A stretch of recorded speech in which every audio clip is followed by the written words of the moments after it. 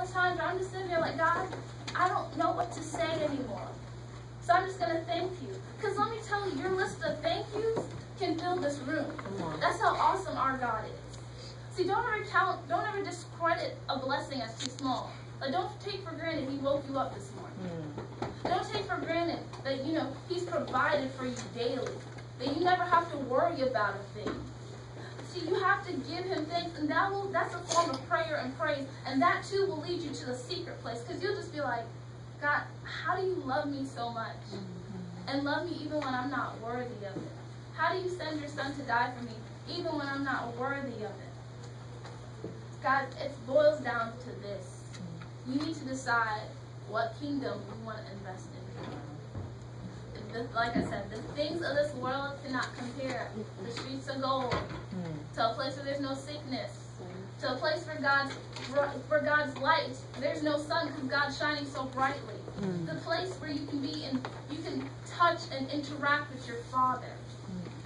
It's like, God laid this on my heart. It's like, for instance, your parents bought a new house. You have the old house still.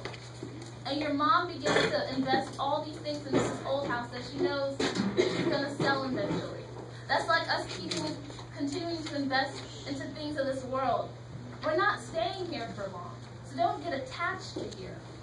We really need to seek God and seek Him with our whole heart. God, see, what I love about God is He's a personal God. His relationship with you is individualized. I can't tell you how to talk to God. Like, much the same way, you can't tell me how to talk to my mother. I can't tell you how to talk to your mother. I can't tell you how to talk to God. You have to get to know God on a personal level.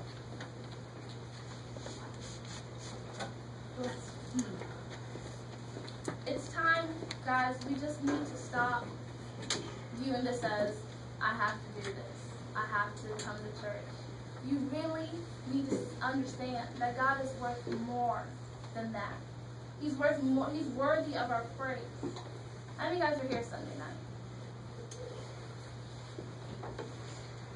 That was what was in Calvary. God was moving in there. God's presence was there.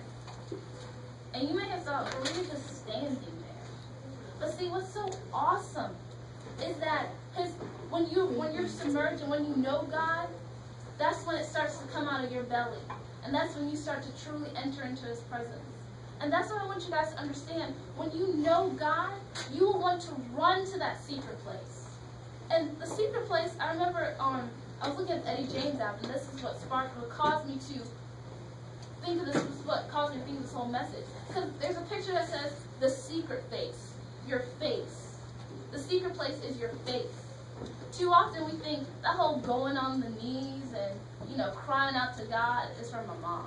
Like, she can do all that. I don't want to do that. That's just not me.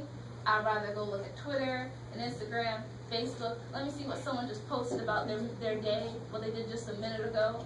But see, guys, the thing is, there's no age limit. I can't stress to you. You can't sit there and tell God, well, I'm just a kid. Okay, you keep telling God that, and then when you get before Him at Judgment Day, and He doesn't know you, I'm just a kid, won't go very far. Guys, you really need to seek God. It's time for us to stop trying to put God in a box. God is so awesome. Like, I feel like I'm gonna burst right now because He's so good.